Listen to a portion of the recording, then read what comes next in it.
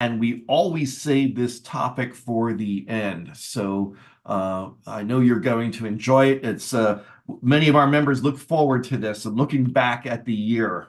So it's Space 2024 Year in Review. As always, I want to just go through the agenda real quick. I'll discuss some virtual etiquette, a few NSS announcements, then what's coming up in space forums and town halls, and finally we'll get to our program, and then we'll close out for the evening. In terms of our virtual etiquette, I know those of you who've been here before, this is routine for you. Feel free to submit a question. Please use the Q&A function. That's the best way to do it because it comes right in and the panelists can see that. And it's easy to pick out the questions. But also feel free to use the comment and in the chat function. We only ask that you be respectful of the panelists and the audience. And a number of questions were submitted beforehand. We've got those to our panelists tonight for your review, but you are also welcome, sure, to ask questions as we go along. As always, if you're enjoying programming like this, our space forums and town halls, I encourage you to donate to support the NSS.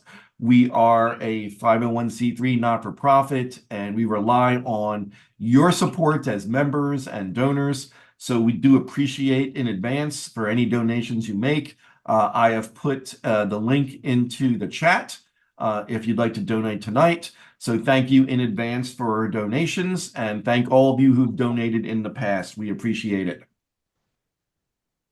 Also, when you're done tonight, you'll be taken right to a survey.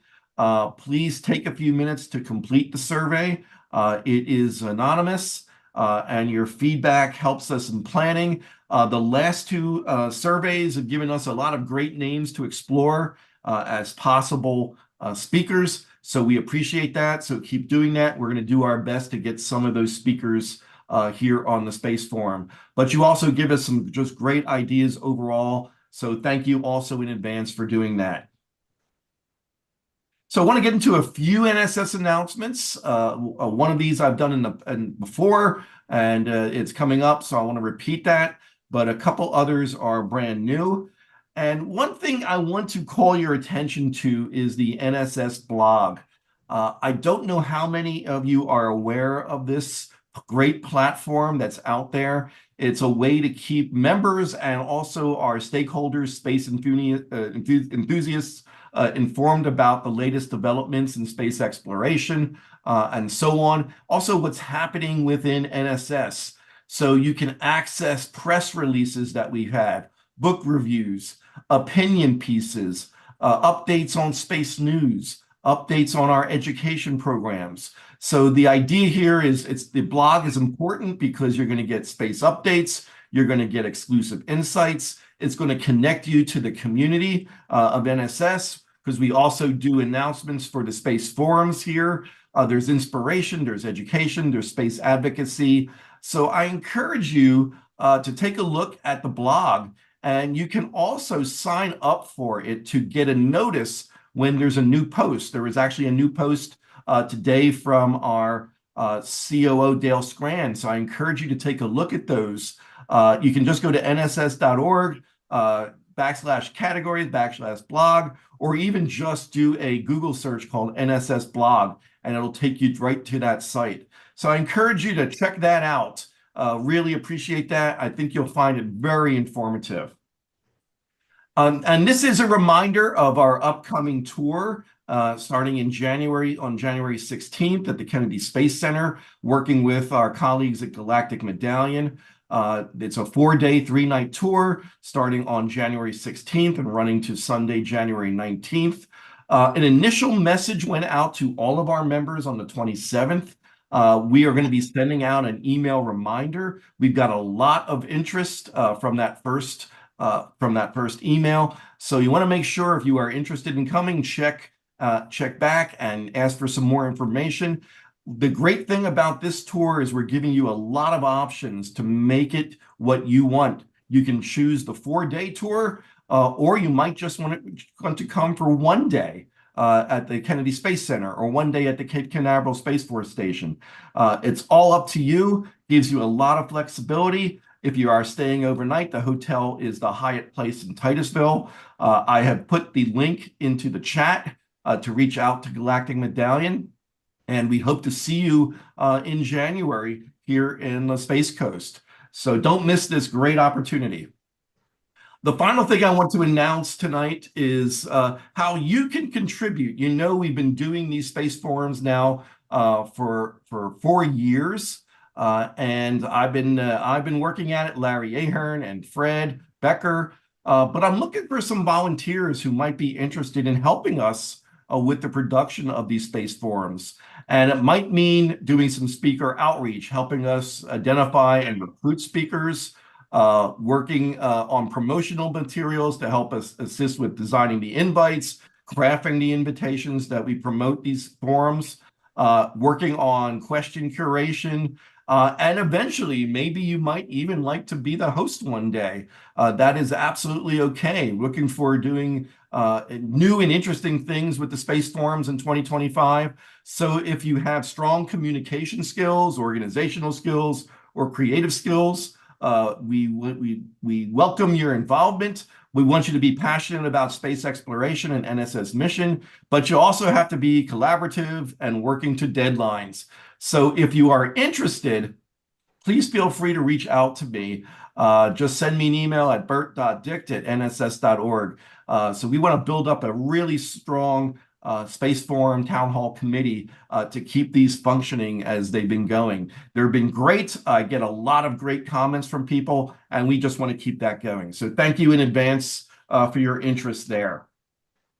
So what's coming up with our space forums? I'm still working to get a few other dates finalized in January and February, but on January 9th, which will be the next one, so we're taking a little bit of time off for the holidays this December, a new book by Emily Carney and Bruce McCandless III called Starbound. Some of you might recognize Emily. Emily is the founder of Space Hipsters on Facebook. She is an amazing space journalist who's been covering space for quite a while. Bruce McCandless III, you might also recognize that name.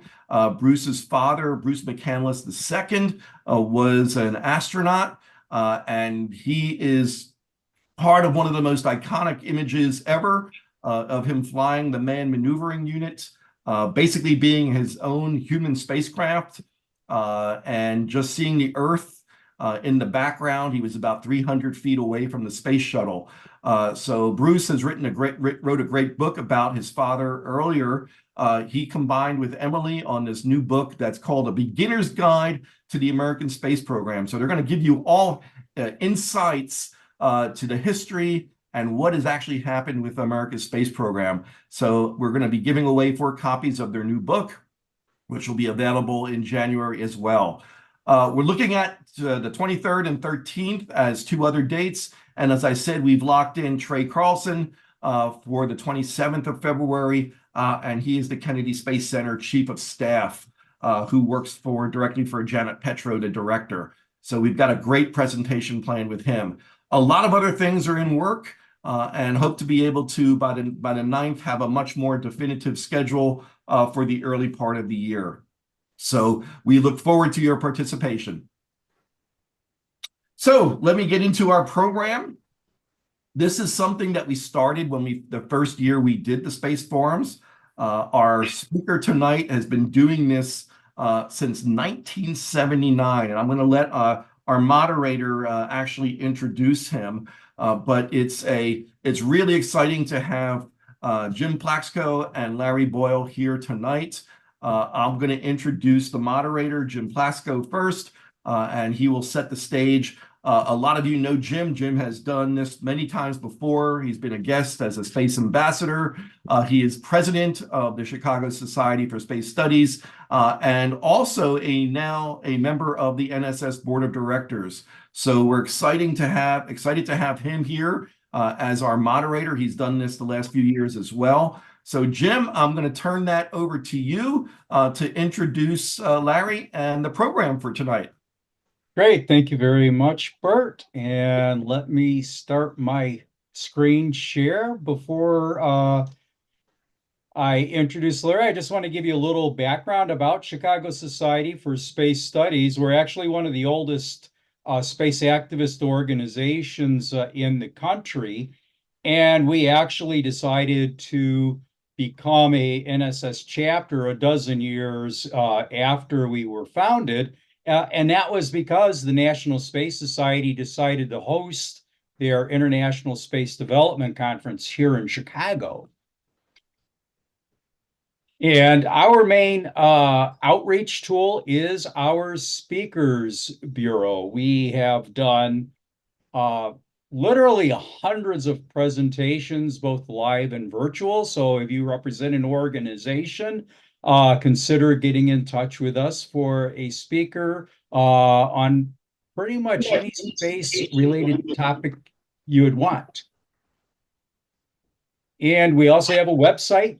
We maintain a small fraction of the quantity of original material that NSS has on its website, which is a real treasure trove of space settlement material. So you might want to check out chicagospace.org to see what sorts of articles and stories we have to help educate the public about the benefits of space settlement and space exploration. Membership, and you can subscribe as well. So those are also options for folks.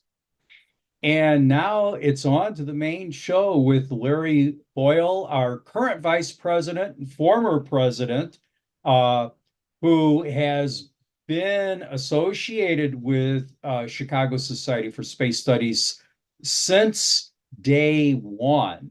So he is one of the founding members of the organization. So at this point, it's my privilege and honor to turn the screen over to Larry so he can tell us about the major activities that occurred in the space arena over the past year. So Larry, take it away. Thank you, Jim. And I'll start sharing my screen. Is that up and running, I think? Hello? Don't see it yet. Okay.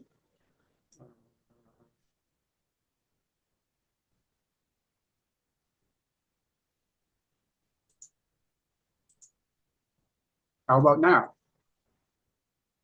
Not yet. Nothing yet, Larry. Okay, let's.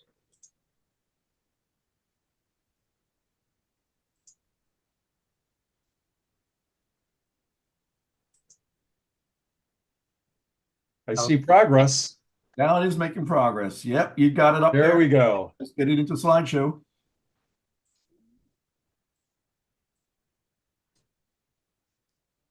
How's it doing now? Okay, go into your slideshow mode, Larry. Okay, We're seeing your application as well. okay, I thought I did that.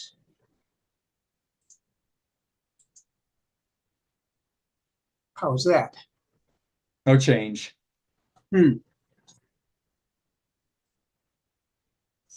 Larry, do you want me to just share and you'll tell me when to advance? Yeah, that's probably a good idea. Okay. Why don't you stop sharing and I will bring that up. Okay. As always, everybody, sorry for the delay to get started, but it'll just take me a second to bring this up for Larry. There we go.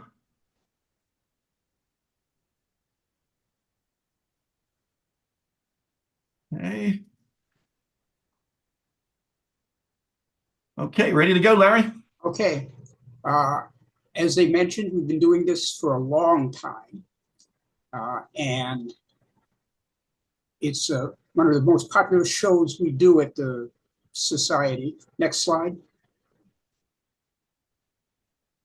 Now, there are 72 countries in the world that actually have some kind of space programs. Plus, there are hundreds of private companies. Wikipedia actually has a list of private space companies. Last time I counted it was 150. I'm sure it's more by now. And that list is not complete. So there are a lot of things to do, to talk about. In fact, the biggest problem I've been having with this presentation for the last couple of years is deciding what to leave out. Next slide, please. And the economy in space is aiming for about $1 trillion, probably sometime in the early 2030s. Next slide, please. And right now, they're still spending many billions of dollars. Next slide. This is from a year ago or so, total of about 546 billion. And that has to be said that that's an estimate. There are a lot of commercial organizations, but there are also a lot of military organizations, and the military budgets are secret. So this 546 billion is probably a floor. It's probably more than that. Next slide, please. Moving into the commercial sector, which is now the biggest one in space, there's a program called Polaris, which is funded by Jarek Isaacson, who's a very successful businessman, who has funded a couple of private manned space flights. And he is also, there's rumors that he might be appointed to the director of NASA in the upcoming administration, but so far that's just rumors. Next slide, please. And the Polaris Dawn mission that was this year was certainly the most ambitious and a little risky. Next slide, please. And that was where astronauts actually performed a private spacewalk. They depressurized the capsule, stood outside, and did some various measurements in that. They leased their equipment from the SpaceX, so it was a Crew Dragon capsule they were using. Next slide, please. There's another private manned space program by a company called Axiom Space. They've been around for a while. They've had several missions. Next slide, please. Early this year, they had their third manned mission to the International Space Station, and that went off quite well. They did get stuck in orbit because their landing site was being battered by a hurricane, so they had to take an extra 5 days in orbit, which I'm sure it didn't cause any problems for the people aboard. Next slide, please. And as I said, they had some problems getting down because of weather, not for any technical problems. Again, they also lease SpaceX Crew Dragon. And one of the things that surprised me most is that there are now 2 private manned space programs in the world, and they get very little attention. If you're reading the aerospace press, you can learn about them, but in the general media, almost nothing. Next slide, please. Virgin Galactic has gotten a lot of publicity in earlier years, and they had a flight this year. Next slide, please. Their VSS Unity conducted a final suborbital flight. The reason it's the final one is because they decided to go with a next generation system. And they began planning and beginning to build their next be able to carry more people up in the next couple of years. Next slide, please. And as they flew 3 private citizens this time with their last one, and they hope to soon begin flying more than that with their advanced suborbital vehicle. Next slide, please. The biggest commercial company in the world is, of course, SpaceX. Next slide, please. Got a lot of publicity from SpaceX for its Starliner system. This is just a diagram of the various rocket systems that have existed in the world. Starliner is at the very end, And it's the most powerful one, even larger and more powerful than the Saturn V moon rocket. Next slide, please. And they've invested probably something like $5 billion towards Starship. And it is not the end of what they're putting into it. But since it's a private company, SpaceX is a private company, they don't have to be as forthcoming as a public company might be about what they're spending. Next slide, please. And in one short period in October of this year, they both caught a rocket in midair and launched a Europa Clipper for NASA. We'll talk about Europa Clipper a little later. Next slide, please. And this is just a picture of them catching the 5th Starship test launch for their super heavy booster. And they launched it and brought it back to the launch gantry and caught it as it was coming down, what they call the chopstick system. And the reason they've done this is that they don't want to have to carry the landing gear on the booster itself. This way they save the cost of the landing gear and have much more payload to use for getting into orbit. Next slide, please. And they also had a 6th test about a month after they caught their booster. However, this time they decided not to try and catch the booster, to let it land in the Gulf of Mexico. The reason for this is that some of the sensors that guided it to the booster, to the gantry, weren't working properly. And they didn't want to risk the thing crashing into the gantry, so they put it into the Gulf. And it did work perfectly right up to when it landed and then crashed into the Gulf. Next slide, please. The other big program that SpaceX has is their Starlink system. Starlink is a internet communication system designed to put many satellites into low Earth orbit, so that we will have a complete connection to the internet anywhere on Earth, oceans, islands, anywhere you're at, for about the same price and for very little wait time, because the satellites are fairly close to the atmosphere. Next slide, please. And there's actually a charity using Starlink. They put up the money to buy phones, Earth station, and a solar power station, charging station for this tribe in the Amazon that had been, until they put this up, a very isolated group of people. And since they've been in operation, the one problem they had is that the teenage boys in the tribe have discovered hardcore porn. And while the elders are worried about that, a newspaper person asked them, "Do you want to take them away?" And they say, no, don't take our phones. We can survive hardcore porn. Next slide, please. And there are some questions with both Starlink and all the other satellites that are being put up, that this is beginning to interfere with professional and amateur astronomers. Because Starlink will eventually have about 12,000 satellites in orbit. Right now, they're around 6,000 and launching a couple of hundred a month. So next slide, please. Anyone worried about this could probably go to the International Dark Skies Association, where they're working with Starlink and a lot of other companies to try and reduce the light pollution from their satellites. Next slide, please.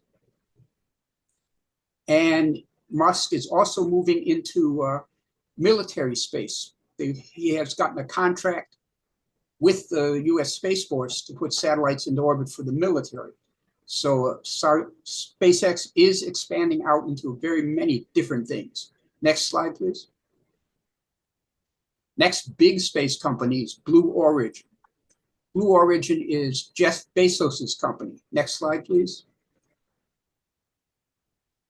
Next slide. He sells $1 billion worth of Amazon stock every year to fund this company. So the company doesn't have any problems with loans from banks or anything else like that. As long as Bezos is giving them $1 billion a year, they can proceed with what they plan to do. Next slide, please. They have a vehicle called the New Shepard, which is actually a competition with Virgin Galactic. And they had a problem last year. One of the New Shepard's satellite engines failed. It was just carrying scientific experiments, so there was no crew danger. But they would have survived even if they had been aboard. They solved that problem, and then they've resumed flights in April of this year. Next slide, please. And one of the people they took up a little later was the first Black astronaut candidate. He was chosen to train for space in 1961, and he never actually succeeded in getting a flight assignment. So 63 years later, he has actually gotten into space. He was quite happy about that. Next slide, please. And Blue Origin also has a rocket called New Glenn, which is their competition to Falcon 9. And they've been testing it, and they plan to do the first launch very soon, possibly by the end of this month or in January. But they have got it all stacked and put up on the pad. So you can be looking for a New Glenn launch within the next few weeks. Next slide, please. The other big manned space program, it was the Boeing Starliner. Now, when NASA decided to go with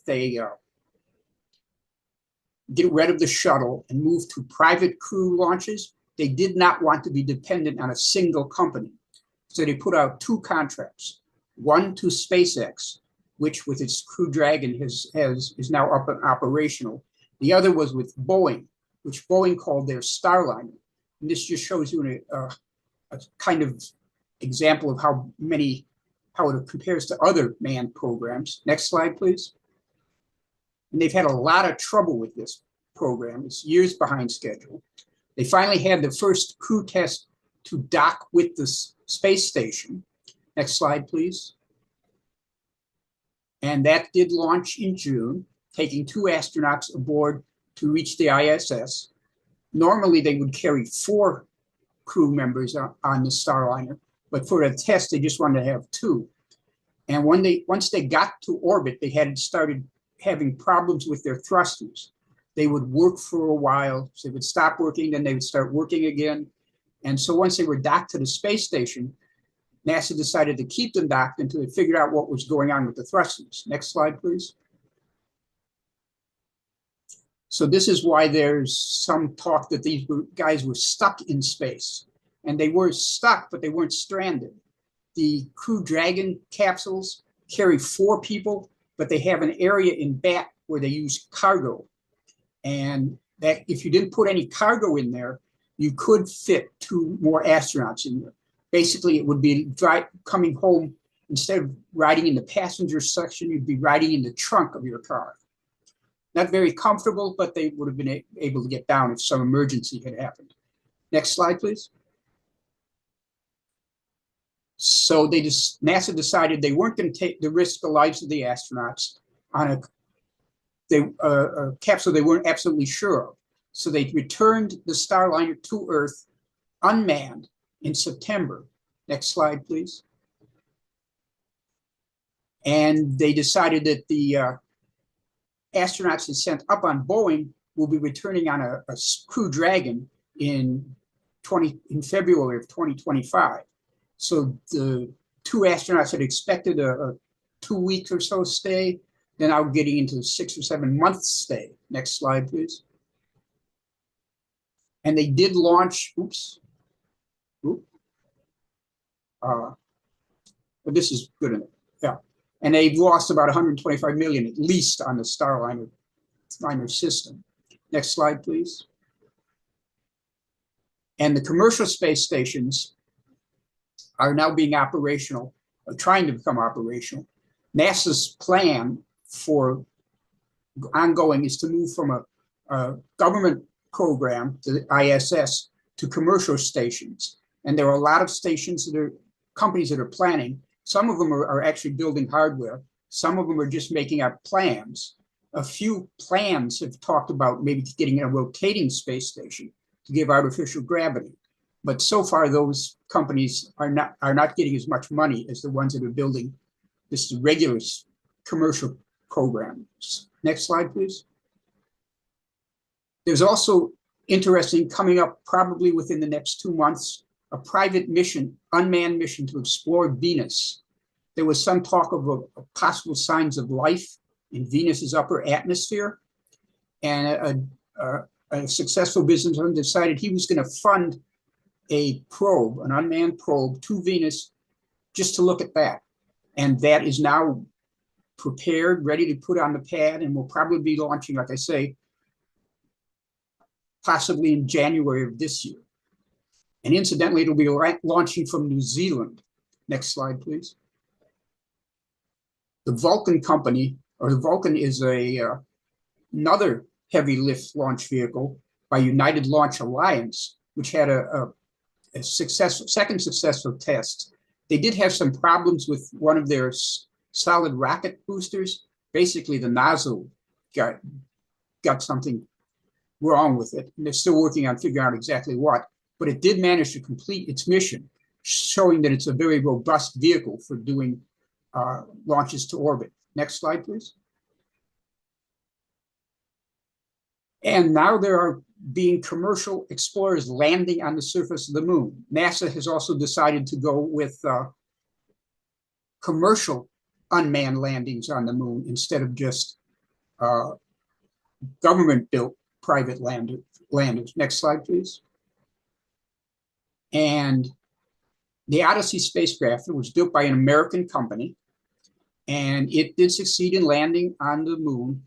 However, one of the landing legs failed, and it fell down, so that it's kind of landing on its side. But it was still able to get some data, and the company, the Intuitive Machines, is planning for another launch, probably sometime in January or February. Next slide, please. There was also this iSpace company, which succeeded in landing a lander on the moon. They are from Japan. We'll talk about a little bit about them when we get to Japan. But they're also planning for a launch for their second attempt sometime this month. So that's another thing that'll be coming up. Next slide, please. So there are a lot of commercial satellites in orbit.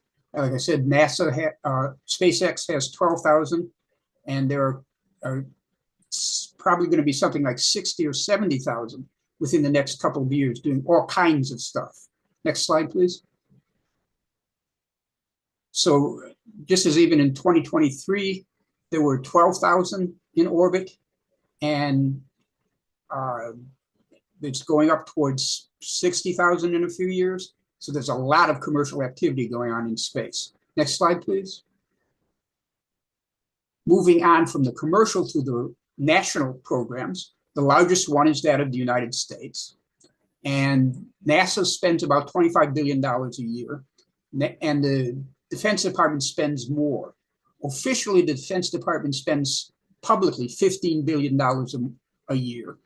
But everybody knows there's a lot more than that. They spend more than NASA, but they don't tell you just how much it is.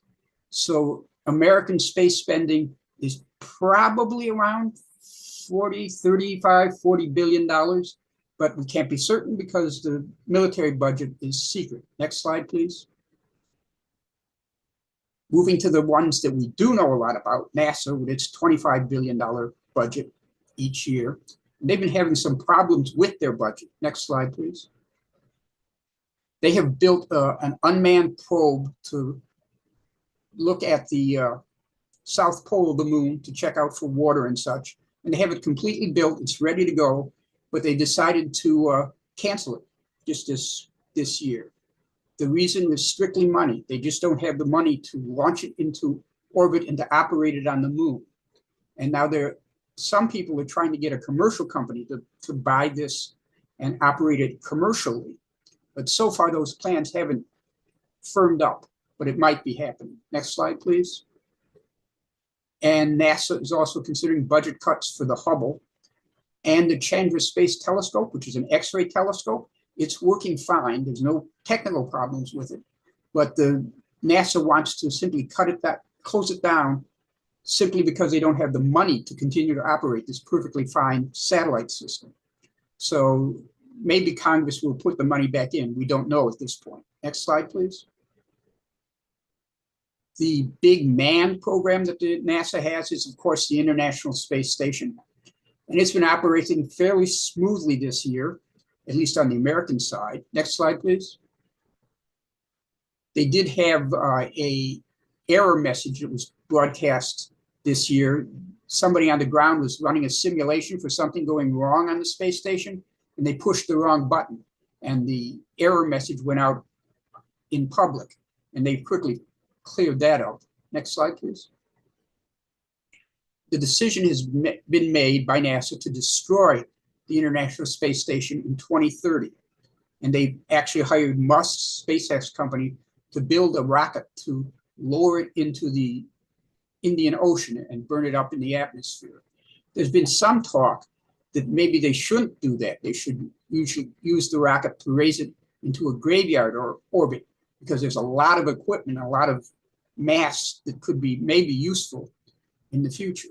But as it stands right now, NASA plans to destroy the ISS in 2030. Next slide, please. The other big manned program that NASA had is, of course, Artemis. Artemis in Greek mythology is the twin sister of the god Apollo. And they figured they're returning to the moon, so Artemis would be a good name for it. Next slide, please. Connected with the Artemis program is the Space Launch System and the Orion capsule. They've had one unmanned test for the Orion capsule and the SLS, and they're still working on the technology to put it up. And there's a real problem with this because of its expense. It's estimated to cost $1 billion or more each launch, and that really isn't sustainable with the tight budgets they have. Next slide, please. One of the things about the Artemis program is that NASA is trying to make it as international as possible. And this year they announced that the first non-US astronaut on the moon will actually be Japanese. And this will probably happen in the third or fourth manned mission. So it's a couple of years from now. But they are trying to spread it out and get a lot of international participation. Next slide, please. And actually, the Chinese are talking about getting to the moon. We'll talk about that when we get to China. And there is some problems that the Artemis landings keep slipping. And it's possible that by the time we get back there, the Chinese may have actually been there. Next slide, please. And NASA does have a lot of unmanned probes out into the solar system. And probably the biggest surprise from them, next slide, please, was from the Perseverance rover. And this was a major surprise to everybody, including me. It was probably one of the biggest surprise to come out of the unmanned program this year. Next slide, please. Basically, they did not say that they found life on Mars. They did find something that might point toward life. Until they made this announcement, if somebody asked me, I would have to say, do you believe there's life in the universe? I would have to say yes, based on just on the size, but there's absolutely no evidence of it. Once this was announced, next slide, please. And we saw this information, I have to revise that. I still believe there's life in the universe, but I have to say there's no evidence of it. I have to drop the absolutely. It's possible on Earth, if they had seen something like these things, it would have been caused by life, among other things. And among other things is the problem. There are 4 or 5 different geological, non-life systems or processes that would produce these, and that can also be produced by life. So, is it a sign of life? Maybe not, it's 1 in 4, 1 in 5 chance, but it is possible. Next slide, please. And you've probably all heard about the Ingenuity helicopter, and it's been flying now for 3 years, made 72 flights, And it was originally planned to fly for just 5 flights for a week, but it made 3 years. On the 72nd flight, one of the blades hit the ground, and the blade was broken off, so now they had to abandon it. But it did do a lot in the 3 years it was flying. Next slide, please. And NASA's other big space event was the Europa Clipper. Just a few months before that, they were worried that maybe the transistors that they had wouldn't work in the harsh environment. So they did a real quick check, an intense check, and they decided that yes, the transistors probably will work. Next slide, please. So that's why SpaceX, with its Falcon Heavy, was able to launch the Europa Clipper in October. Now, it won't actually get to Jupiter into Europa until 2030, but it is on the way. Next slide, please. And Voyager 1, which has now been in Earth orbit been out from Earth for over 42 years. In fact, it's been in space longer than I've been doing these talks, which is, I think, something interesting. Anyway, it was having some problems for about 5 months. And they did finally manage to figure out what was wrong with it.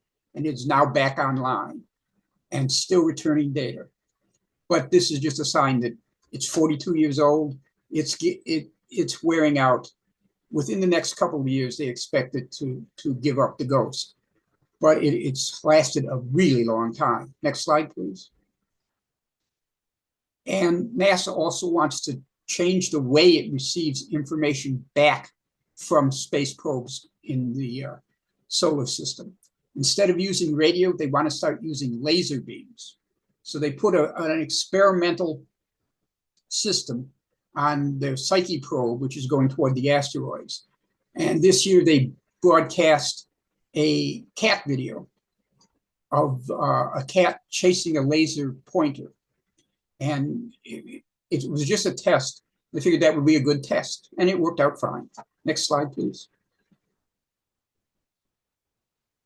We know what time it is on Earth because there's a standardized time that has been agreed to by all the nations in the world. The White House Office of Science and Technology Policy released this press release and in April, and they just said, we have decided that there should be a time zones for the moon and for the other planets. And they presented this program. So NASA now has a time zones for the moon, but no one else has agreed to this at this point. It's going to be something that has to be negotiated to the UN. Next slide, please. Moving from the NASA civilian side to the Space War side, to the military side of the US space program. Next slide, please. As I said, there are a lot. America, China, Russia, and others also have military space programs, which they don't talk about very much. Next slide, please. Most of the spending the US does is done by the US Space Force. It was founded about 4 years ago.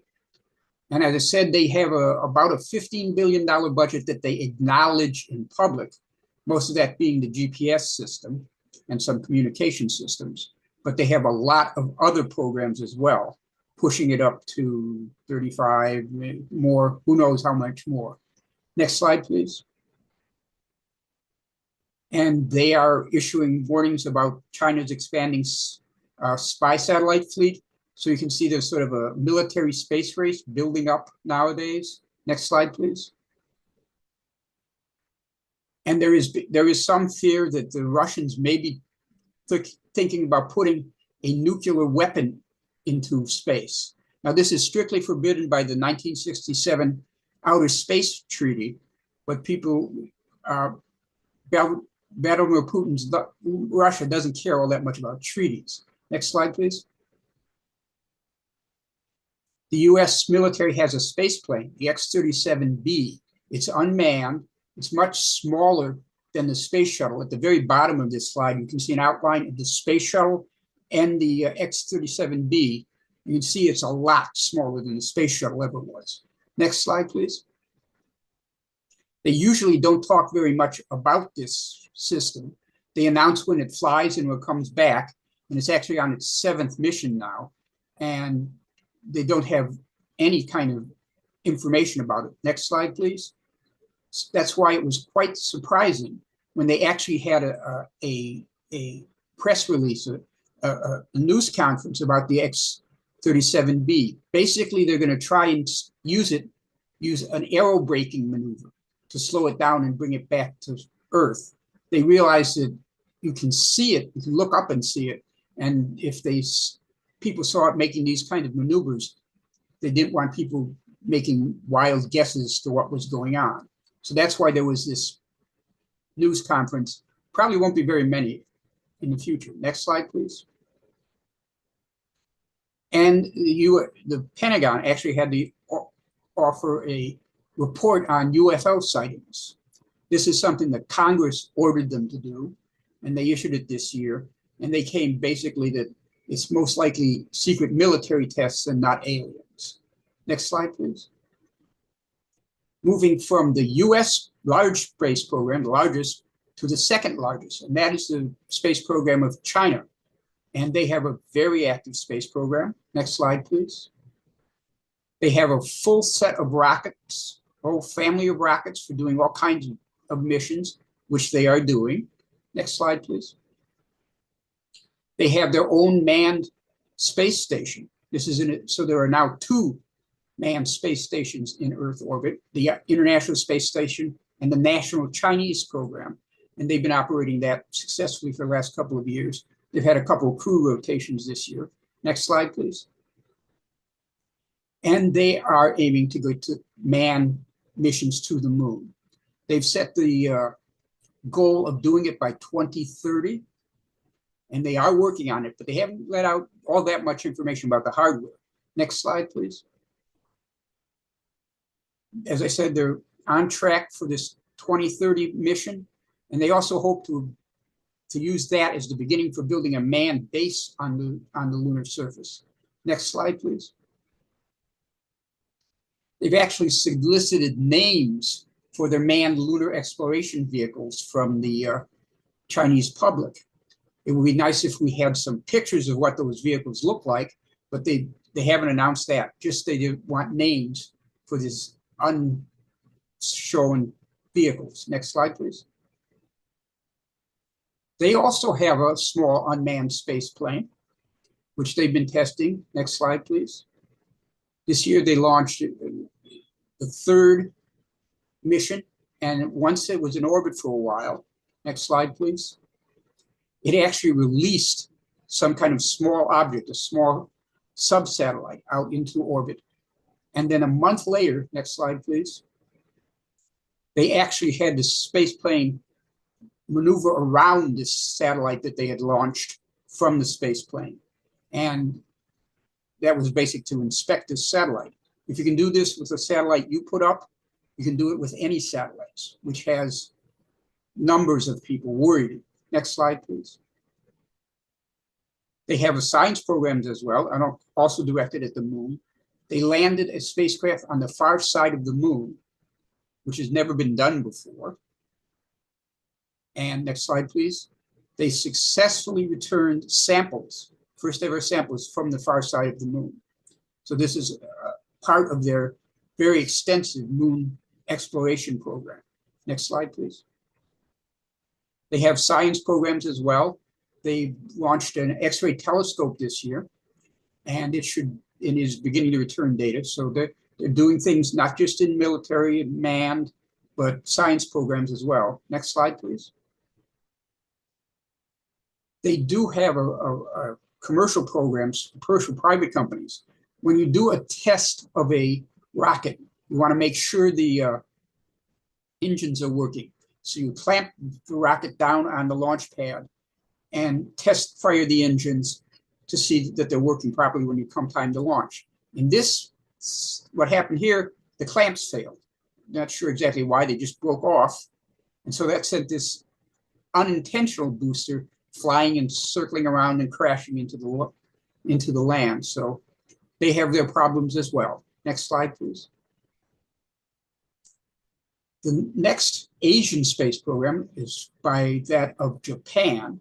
They also have a very significant space program. Next slide, please. They have, we mentioned they're landing an unmanned lander on the moon. We'll talk about that a little later. They launched another X-ray telescope, and they have testing a big heavy lift booster. Next slide, please.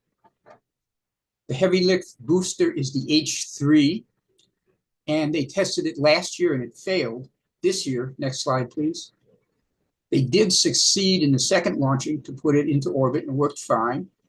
And then after that, next slide, please. They had yet another H3 launch, the third one, and that also worked successfully, put some Earth observation satellites in orbit. So they have now a working heavy lift launch vehicle. Next slide, please. They have a capsule at the International Space Station, which has been in there for about 10 years now. And they do various types of experiments and have their astronauts shirt sleeves environment for them. Next slide, please. We mentioned that there's going to be a Japanese astronaut. The main contribution that Japan is doing for that is they're building the next generation moon buggy, the next generation moon rover.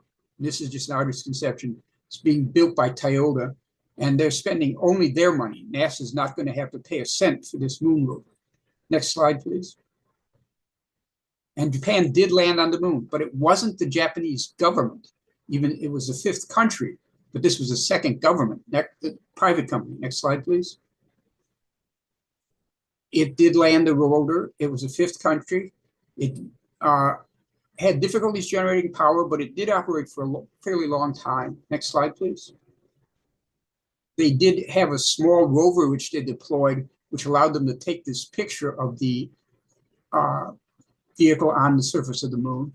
And it actually revived after two months and 2 weeks in darkness. It did come back after the lunar night, but they don't expect it to do that again. Next slide, please. Moving to another large space program. This one is a little different because it's not a single national program. It's the European Space Agency. Next slide, please.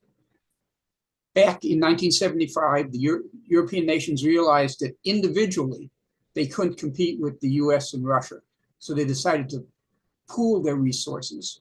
And when they pool their resources, they can compete. And once the Cold War ended, they actually expanded eastward. So there are now a very good number of countries in the European space program. Next slide, please. They do their budget 7 years at a time. There's so many different countries. There's so much negotiation that has to go on that they need the whole 7 years to negotiate the next 7-year budget. And they're in the middle of negotiating the one that's going to start in 2028. But they have a total of $18 billion. They spend a fair amount of money. Next slide, please. And they're hoping with this next budget to actually move out into being outside of NASA's shadow. They do have some ambitious plans, and hopefully they want to be considered growing up next to NASA. Next slide, please. They do have a involvement with the International Space Program, Space Station. Next slide, please. And that's their Columbus module. The capsule has been at the International Space Station for over 10 years now. And they did actually spend almost $1 billion out of it back when they put it up. So that's working properly and fine. Next slide, please. They had an entire family of launchers called the Ariane. They started that in the 70s. Ariane 5 had been the most successful commercial launcher until SpaceX came along. The plan was to have their Ariane 6 already launching by the time they had the final Ariane 5, which they did on July 5th. Next slide, please. So this is what the Ariane 6 looks like. Next slide, please. And they actually succeeded on July 10th, only 5 days after the final Ariane 5, to launch their test and get this operational rocket. And so they did have some problems. They were behind schedule, but now they're getting back into schedule. Next slide, please. They have unmanned missions to the planets. They in particular have a mission to Mercury, which has been flying around Mercury for the last couple of years. They are doing flybys. This was the 4th flyby, and they're going to do a couple more, and then they'll finally settle into orbit around Mercury a couple of years from now. Next slide, please. There are also military activities in Europe. These are not part of the ESA, and like most military programs, they don't say very much about what they're doing. The French have a space command, and the English have renamed one of their branches Space Command, and others are working on various space investments, but they're not telling anybody very much about them. Next slide, please. Moving to another large space program, and that's the program of India. India is the largest space program of a developing country. Next slide, please. And they have a very robust program. This year, as part of their planning, they approved a sample return mission to the moon, an unmanned sampling, a Venus orbiter a couple of years from now, a new space station module, the beginning of space station, and a reusable launcher. This means that in a couple of years, they plan to do the first module in 2027. And that means that in 2027 or 2028, there will be the International Space Station, the Chinese National Space Station, an Indian National Space Station, and if NASA has its way, maybe a commercial space station. So there might be as many as 5 space stations in orbit by the end of this decade. Next slide, please. They do have a manned space program that they intend to put astronauts into orbit on their own vehicle and in their own Indian-built system. Next slide, please. They, in fact, intended to have it ready a couple of years ago, but COVID hit them very hard and delayed their program. But they did announce the astronauts for the first flight, which will be coming in a couple of years. The capsule will carry 3 people. They announced also a backup crew member. And so within a few years, 3 of these people will be in orbit in an Indian manned space capsule. Next slide, please.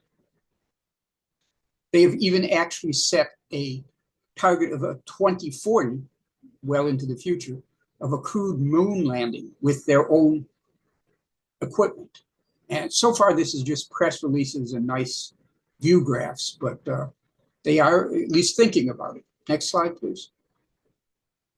They also have a reusable space plane, which they tested successfully this year. Next slide, please. It's a scale model, and you can see it's a quite small one. It's unmanned, but they did test it in Earth's atmosphere this year. So they're moving forward with that as well. Next slide, please.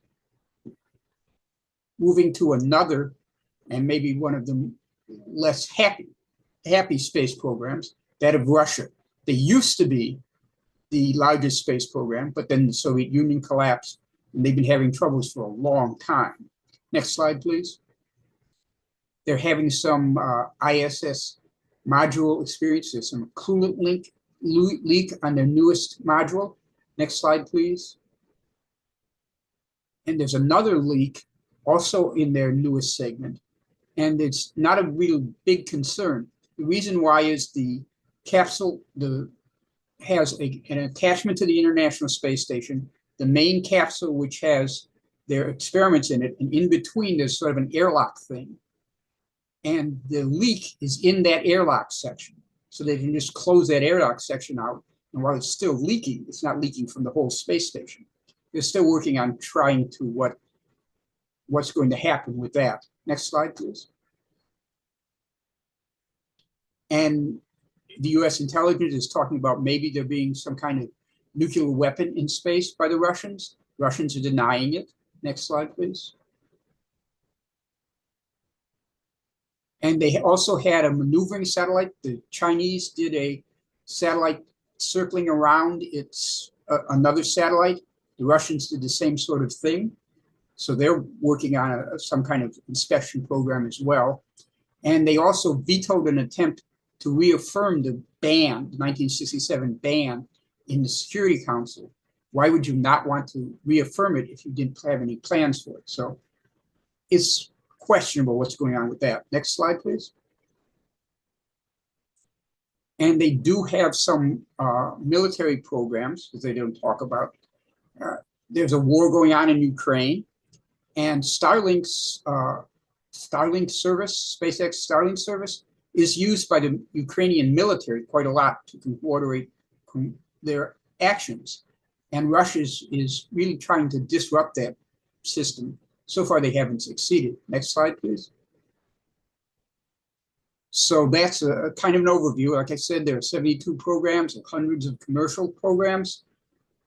There just isn't enough time to go over them. And there are a lot of stuff I had to leave out, but that gives us a kind of overview of the main things that have happened in space in the year 2024. Next slide, please. So now we have at least some idea what happened. So if there are any questions at this point, we'll try to answer them.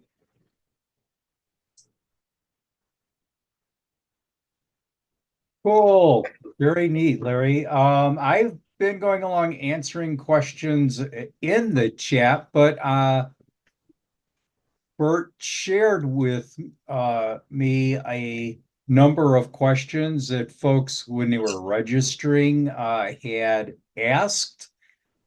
And so one of the questions that I liked was, is there anything that happened in space in 2024 that surprised you or was unexpected?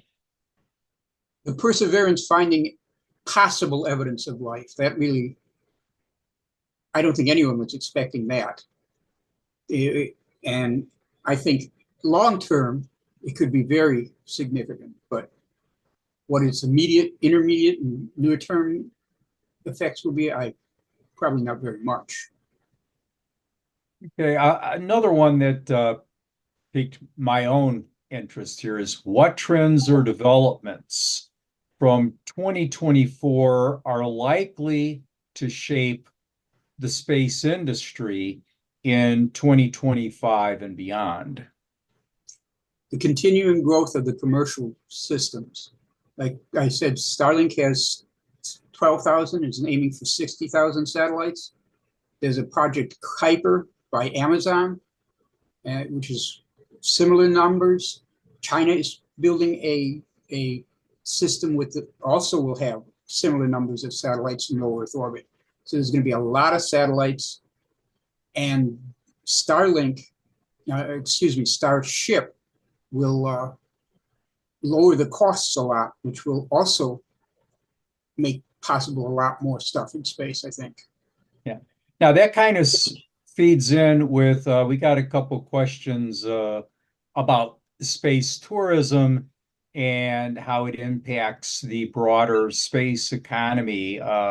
And so would you agree with me that really a big challenge with respect to doing things in space was getting the launch costs down? Yes. And a great way to do that is to be able to increase your launch rate.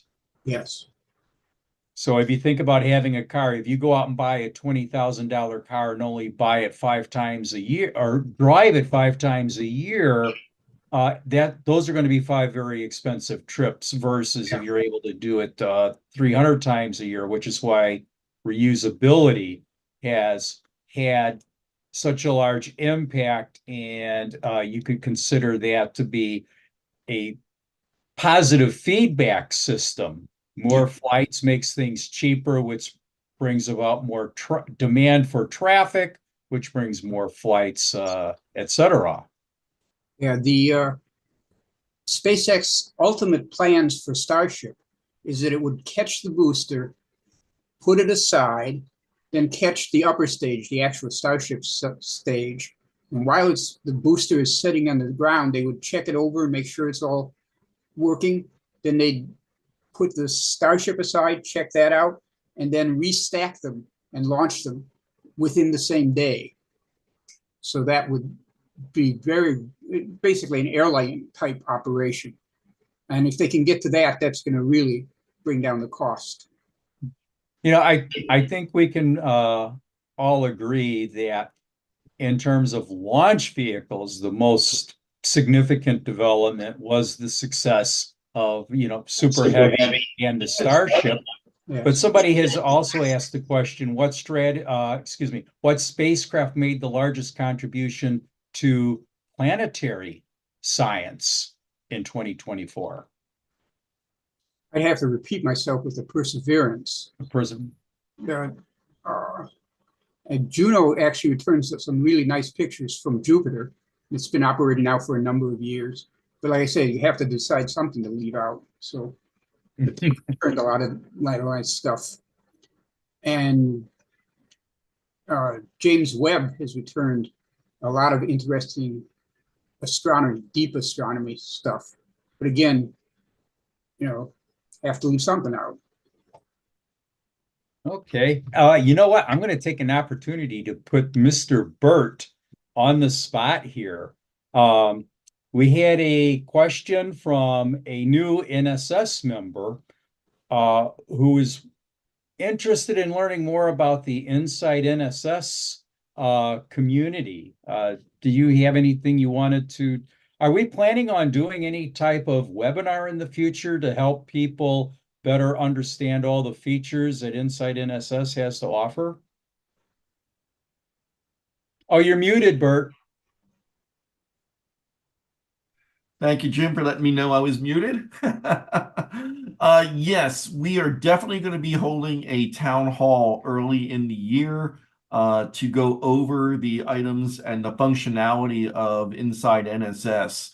What we try to do when we have some new members is we've put together a PowerPoint presentation that they can look at on their own. But I confess it needs to be updated now because some things have changed.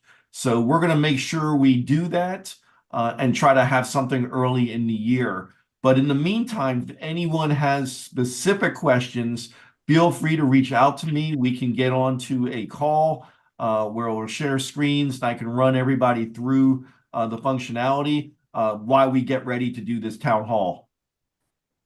Okay, thank you, Bert. And now back to space news. Larry, a question for you. And I might have missed this, so pardon me, but the question is, how many countries have a solar power satellite program plan?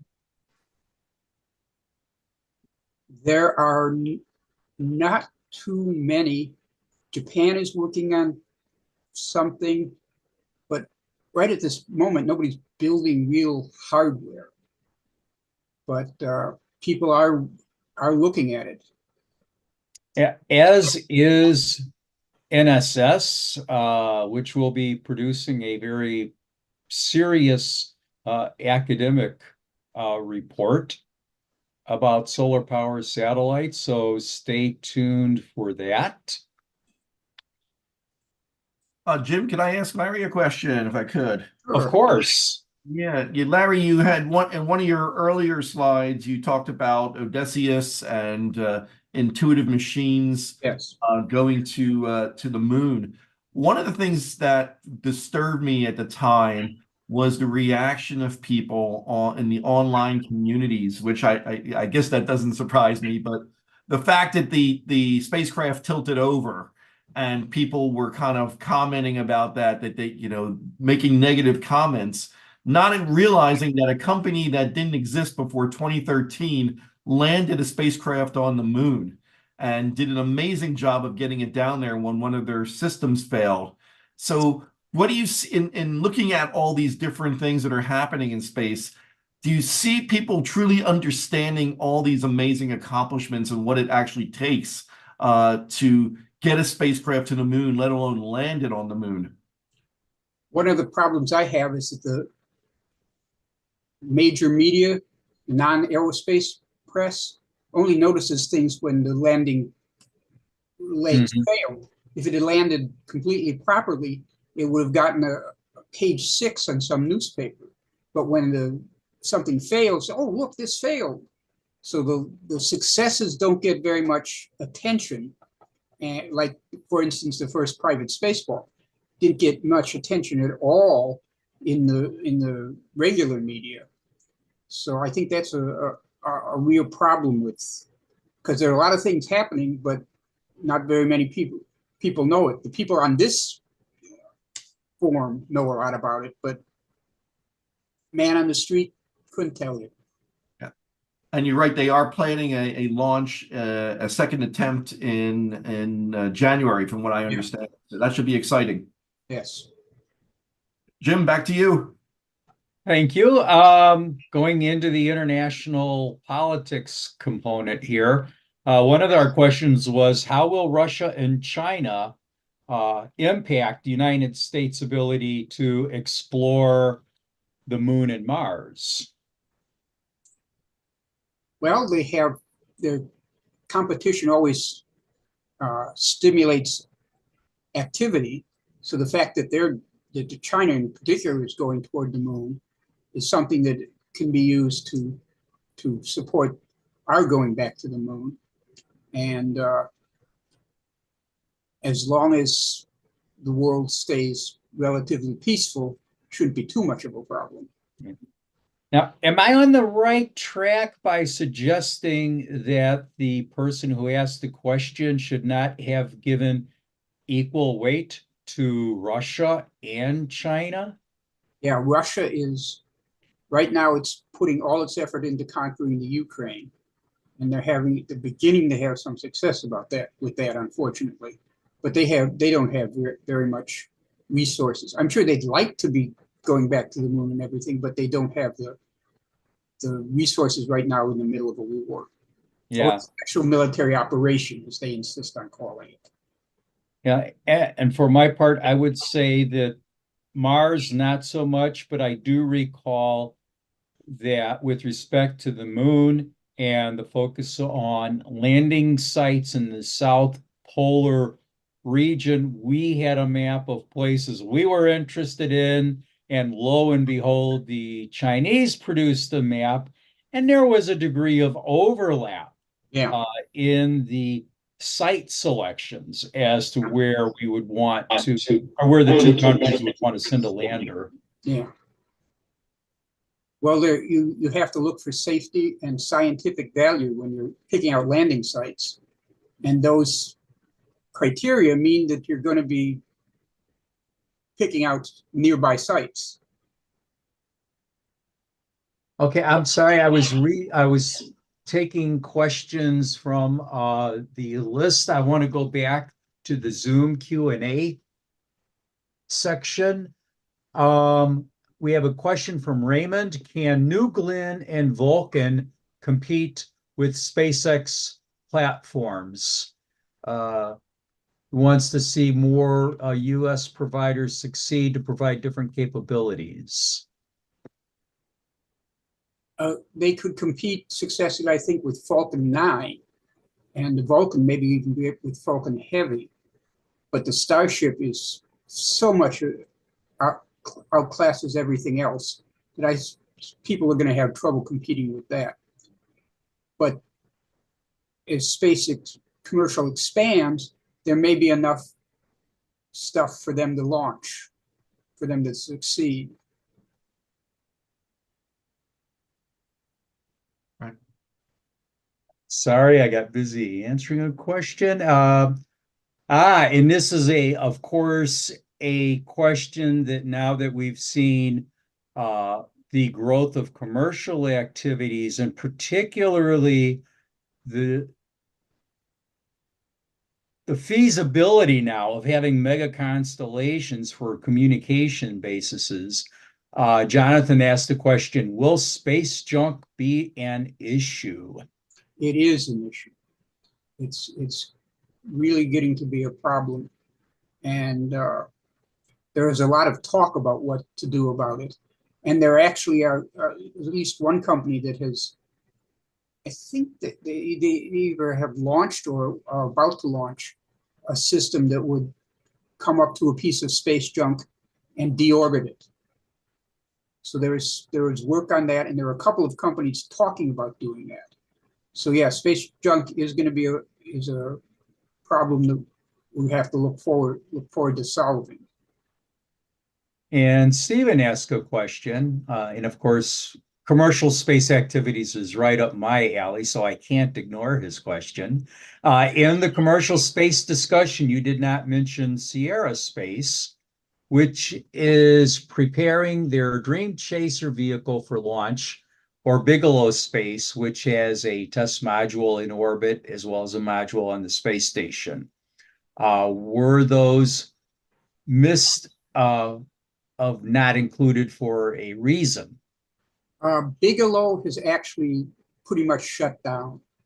They ran out of money basically a couple of years ago. They still have the module at the space station and the module in orbit, but they haven't been putting any money. They have only a few people left monitoring it. Dream Chaser was just a matter of you have to leave something out. But yes, they are planning an attempt to get cargo to the International Space Station, and they've designed the Dream Chaser to be able to work with any launcher, basically, either a Falcon 9 or a New Glenn or a Vulcan or whatever is available. So that would be a good point for them as well. Okay, and Bert, if I can put you back on the spot again, having just, completed managing the NSS Roadmap to Space Student Art Contest, which I blogged about on the NSS blog, if you'd like to look it up and learn about what we did. And that was as a part of just one of the many educational outreach types of activities that NSS engages in. We had a question of how do we encourage children and teens to learn about and become involved with space science? Thanks, Jim. Well, NSS is dedicated to inspiring the next generation, and we have a very extensive program called Space Edge Academy, and we've actually had Francis Delutri and Lynn Zielinski in a previous town hall discussing all of the different activities. One of the main things they do is they provide lesson plans, if you go to Space Edge, for teachers to bring space into the classroom. And these are hands-on activities that get the kids engaged and try to understand all the complexities involved in what it takes to go to space. And that's one really important way to do it. You touched on another important aspect, and that's our contests and competitions, because students love these activities. The art contest you mentioned, I actually showcased a few weeks ago at our space forum, and actually listed the blog post that you had that talked about the art book that you had created, and the different things that actually get students to think about what does a space settlement look like. So it's those types of things, including the Gerard O'Neill Space Settlement Design Contest, where we're going to have probably 300 or 400 students from around the world come to the International Space Development Conference to showcase their concepts for space settlement. So all these things, I think, are critical to getting kids inspired. And we're also doing things, we're trying to do a little bit more at the university level. We're working extensively with SEDS, the Students for the Exploration and Development of Space. We're working with the Astronaut Scholarship Foundation. We're working with a group called the World Innovation Network, and really trying to get those who are already in college, who are maybe thinking of engineering and STEM careers, to choose space. And one thing that we don't mention a lot of, there are a lot of opportunities for students to get into space and on the non-technical side, because there's so many aspects to space that are not just the science and technology. So we want to make sure students are aware of that, that there could be tremendous opportunities for them. So Jim, to answer your question, NSS is heavily invested in this, and we're going to be continuing it. And from my standpoint, having worked in STEM education for a long time, there's nothing more fun than working to inspire that next generation and share some of the joy and excitement and passion that we have for space with those with the next generation. Thank you, Bert. Larry, back to you. There was a question here. I can't believe I overlooked it. Which milestones or trends from 2024 do you believe will have the most significant impact on humanity's long-term space ambitions? I keep coming back to the perseverance stuff, but beyond that, actually the private Venus life mission, if it succeeds and actually detects life, that would also have a big impact, I think. But who knows if that's going to succeed or not. Mhm. Say it's sometime in January Jim? launch. Yes. Yeah, I saw one question from Blair that I thought might be interesting about the European Space Agency developing its own space plane or space capsule. Maybe Larry can comment. Is the European Space Agency considering a human spaceflight program at all? Yes, they have to have planning mission meetings. You imagine with 27 different governments, there's a lot of planning meetings. And yes, they talked about a independent manned European space orbital system. And they even discussed somewhat a independent European moon manned landing system. The decision from the meetings was that they just didn't right now have enough money for that. Though interestingly enough, a private European space company has decided to try and do it itself with private monies to have a European system. Whether they're going to succeed at that, I have my doubts about that, but at least they are talking about it and maybe moving ahead, at least in the private sector, but not so much in the government sector. Jim, we're getting close to our time. Maybe just take one or two more questions. I do want to get to a question that Brent just posted in the Q&A, which is really an interesting question and one I'd love to spend time with us answering. Do you think NASA's budget concerns will persist in the coming years? And do you think that these budget concerns, in conjunction with the rise of the commercial space sector, will spread the workforce away from NASA or spread the workforce thin?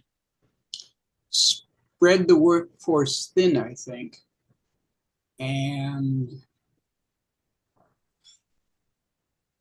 I think I will say that from my experience at the SUDS conference from a couple years ago and talking with some other folks, it seems that with the rise of the commercial space sector, which has a heavily skewed towards a results oriented project management, it seems that the excitement of being able to get a job and make a difference has migrated towards the commercial space sector, which I would say is a good thing because it gives us greater diversity.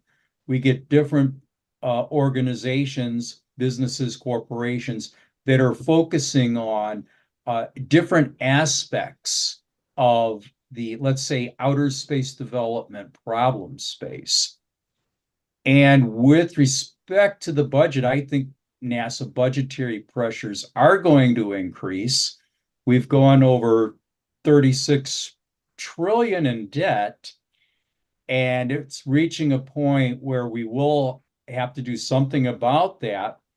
And unfortunately, over 60% of the budget is off limits because it's considered mandatory spending. And so that means all your savings have to come out of the 40% discretionary spending, which I think makes NASA a fairly easy target. And we saw, like, just this year, JPL went through 2 rounds of layoffs. The first one was 8% of the workforce. The second one, which was just from like 2 months ago, was another 5% of their workforce. And I can see those becoming more commonplace in the future. So did you have any thing you wanted to add to that, Larry? Well, with Musk being now Trump's best friend, whatever they're doing, NASA will probably get more attention from the president, at least as long as the friendship lasts.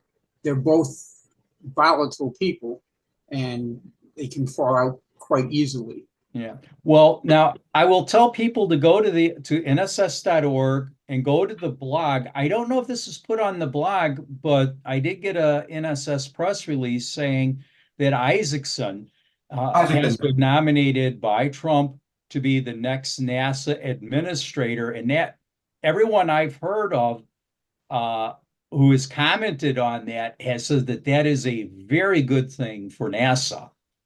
So things are appear to be starting off on the right foot. I'll add to that, Jim. I think you mentioned the shifting. I've talked to a lot of college students, and a lot. When I was growing up, working for NASA was the ambition, and but now when you talk to students, it's not necessarily NASA anymore. Those who want to get into space are looking on the commercial side, and even some of these new startups. When you think of Intuitive Machines or Astrobotics in Pittsburgh, there are just some amazing things happening, and I think it's giving students an enormous opportunity. But I still think there's going to be that combination of a national space program that relies more on the commercial sector. And that kind of partnership that's already been established between NASA and SpaceX. And a few weeks ago, we had Eric Berger on talking about the rise of SpaceX and in his book Reentry, and he did talk about this continuing. So it's going to be an interesting time, that's for sure. And it really will be interesting to see how the U.S. budget is impacted. When you really think about $25 billion, you say, oh, well, that's a lot of money, but that's actually less than 0.5% of the entire federal budget.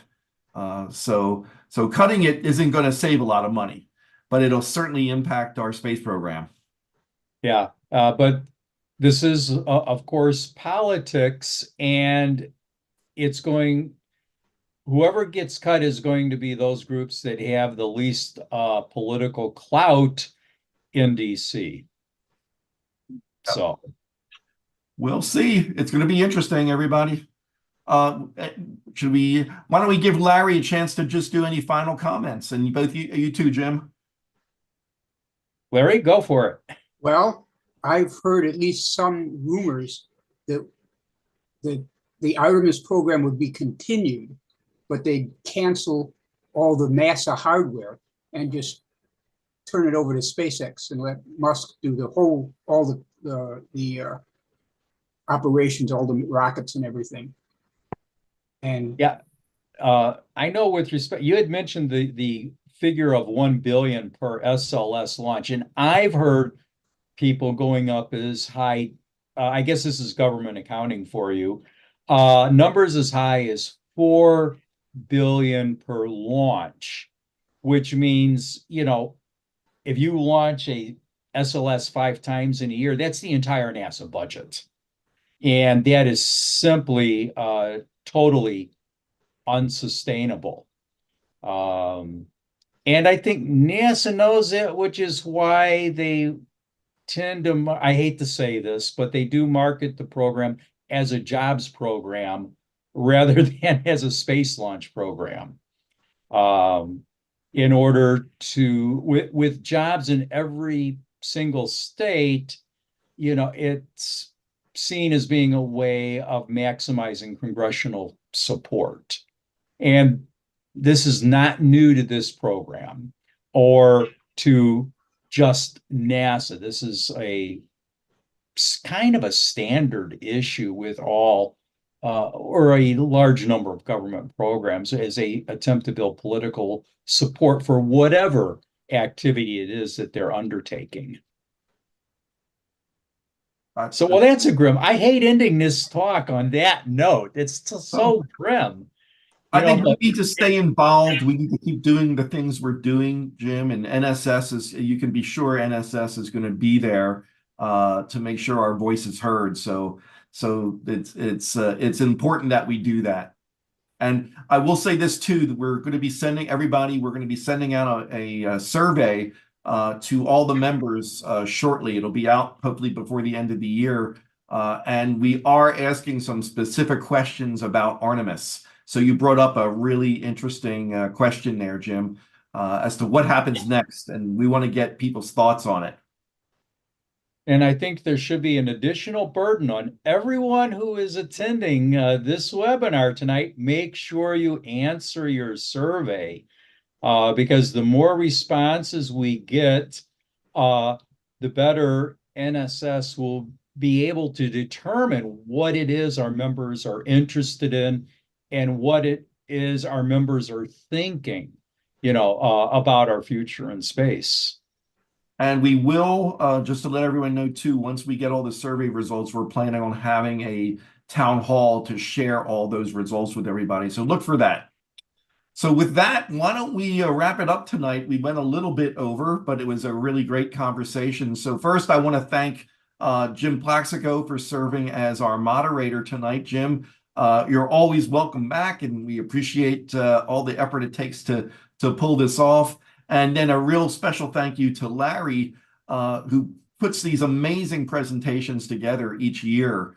And I know you, Larry, you've been doing it for quite a while, and it's just amazing to bring all those facts and figures together to give us a great retrospective on the previous years. So one of the things we're going to do is lock you in for 2025, okay? Absolutely. Sounds good. So everybody, I'm going to share my screen one last time as we close out for the night. I know we went a little bit over, but we're having a great conversation. So as always, I do want to thank again Jim and Larry, and also my colleague Fred Becker for all of his assistance.